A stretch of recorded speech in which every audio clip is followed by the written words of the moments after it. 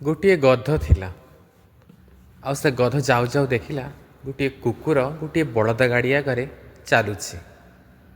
ତ ତା ଚାଲିବା ଦେଖି ଗଧଟି ଭାବିଲା ଯାଇକି ମୁଁ ତା ସହିତ କିଛି କଥା ହୁଏ। ସେ ଏମିତି ଚାଲୁ ଚାଲୁ ଆସି ତା ପାଖରେ ହାଜର ହୋଇଗଲା। ଆଉ ଆସି ପଚାରିଲା, କୁକୁର ଭାଇ, ଆଉ ଆଜିକାଲି କେମିତି ଚାଲିଛି ତମ ଜୀବନ?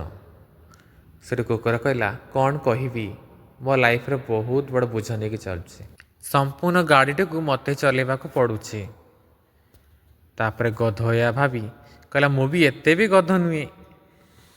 ଗାଡ଼ି ତ ତାର ମନକୁ ମନ ଚାଲିଛି, ତମେ କେମିତି ଚଲାଉଛ?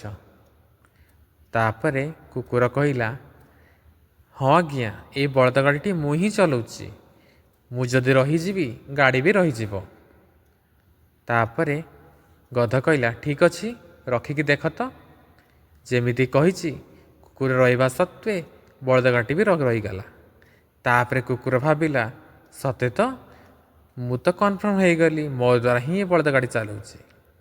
ସତ କହିବାକୁ ଗଲେ ସେ କୁକୁରଟି ହେଉଛନ୍ତି ଆମେ ଭାବନ୍ତି ଆମ ଦ୍ୱାରା ହିଁ ସବୁକିଛି ଚାଲିଛି।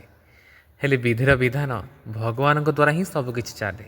କିନ୍ତୁ ଆମେ ଭାବନ୍ତି ଆମ ଦ୍ୱାରା ହିଁ ସବୁକିଛି ଚାଲିଛି।